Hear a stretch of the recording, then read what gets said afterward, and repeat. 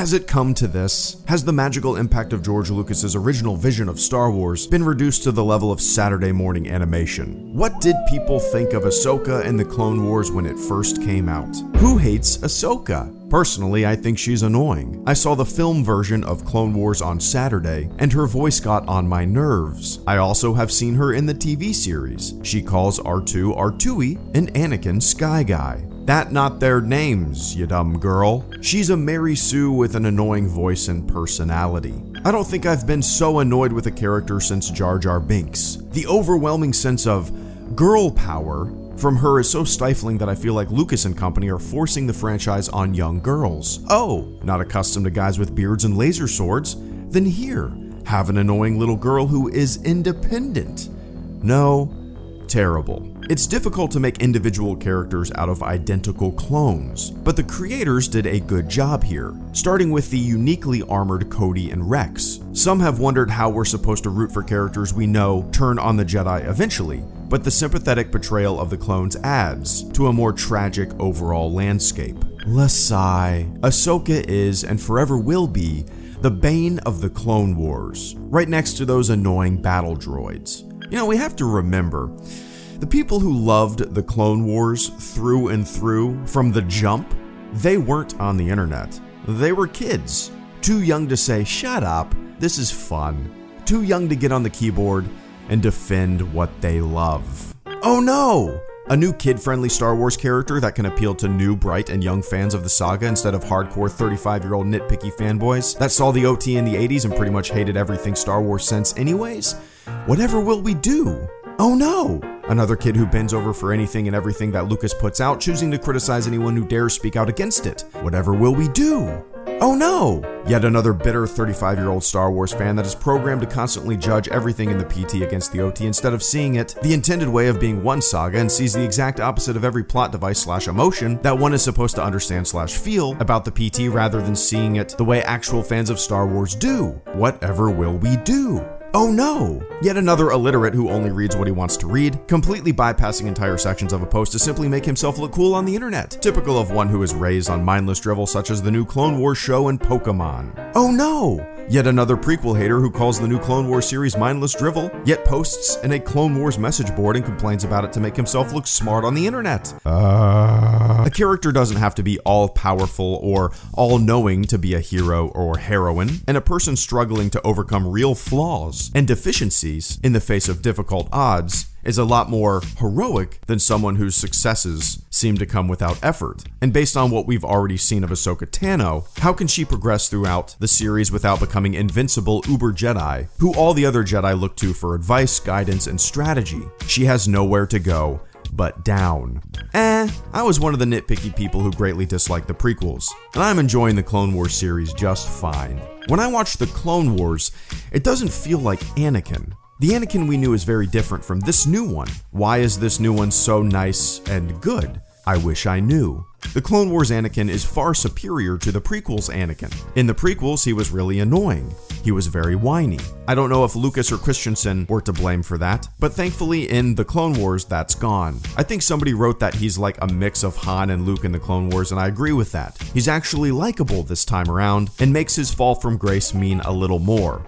I think it will do fine with kids, though my kids, boys 9 and 11, were just so-so on it. Star Wars diehard fans will likely be disappointed, as I was. There just is not enough meat on the bones here to keep your interest. Lots of stuff happens, but none of it feels like it matters. The attempts at humor largely fell flat to me and took me out of the drama of the action and the story, though there was not very much drama there in the first place.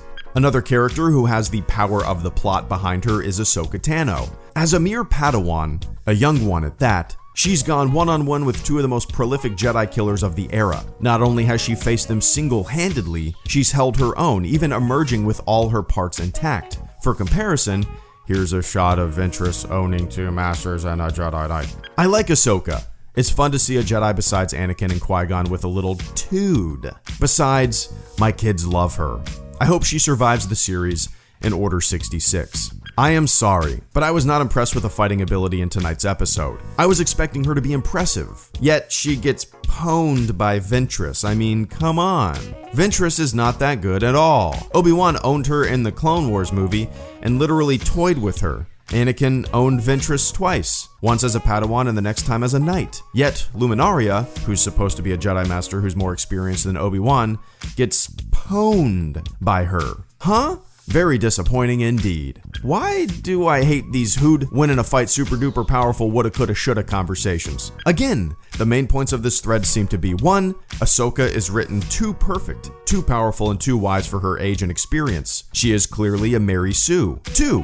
Ahsoka is making too many mistakes, is too obedient and too flawed of a character. She's just a misbehaving Padawan. WTF. Clearly the posters in this thread are watching two different characters, yet both groups seem to agree that they enjoy seeing the little girl in pain. I feel like I'm discussing Hillary Clinton with the primary voters of Iowa. 2009. Star Wars' clones used to be servants of evil who also served nicely as blockbuster cannon fodder, but ever since George Lucas unwound their backstories with the help of Genndy Tartakovsky, the Clone Warriors have become individuals with narratives as interesting as their puppet masters. As a female viewer, I think it's inappropriate. As others have said, it's the middle of a war. She's a Padawan. Most of the Jedi wear cloaks. Come on, the guys don't flaunt it. So why is Ahsoka dressed like a teeny bopper when she's a Jedi in training? Ahsoka Tano, by the way, is annoying. She bats her grapefruit-sized eyes at Anakin and offers suggestions that invariably prove her right and her teacher wrong. Ahsoka seems like a character I just won't like much. I think that video about Ahsoka made me dislike her worse. It's like she's just there for stupid girl power reasons. If they were going to give Anakin a Padawan, you'd think she'd be a proper and obedient student that follows the rules, sort of like Leia's character. Wouldn't that have made a lot more sense, considering she's supposed to be there to help Anakin? I love Ahsoka. Finally, we get to see a leading character who is a female Jedi. About freaking time. Ahsoka's awesome. She also kicks ass. Did I mention she's awesome?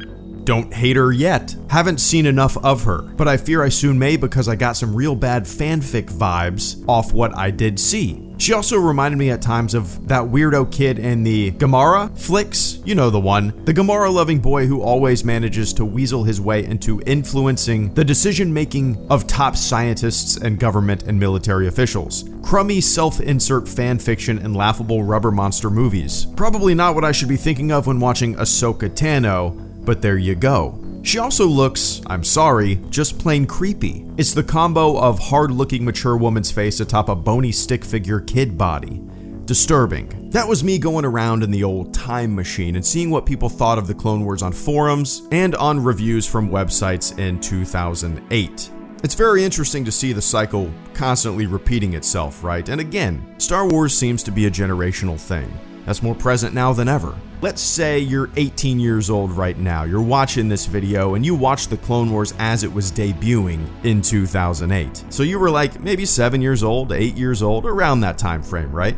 You weren't on the internet, you weren't on forums, you weren't dishing it out about Star Wars with your fingertips on a keyboard. But then you grew up to have a voice. You told people to watch the Clone Wars. You told me to watch the Clone Wars. You defended what you loved. And it's been very fun, eye-opening, and interesting to see that wave of support over the past 8.5 years of this channel's existence for the Clone Wars rise up and crest.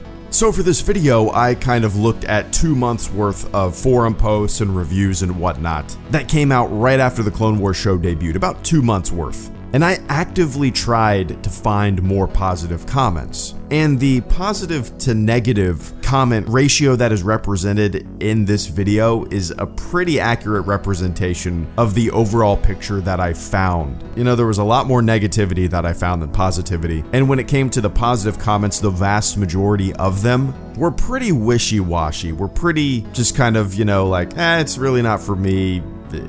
Seems like it'll appeal to kids. Not very many people were just like gushing and loving it, right? So it's always interesting to go back in the time machine and look at what people thought of a thing when the thing first came out. I've done this with other Star Wars movies, so check out those videos. HelloGreedo, out.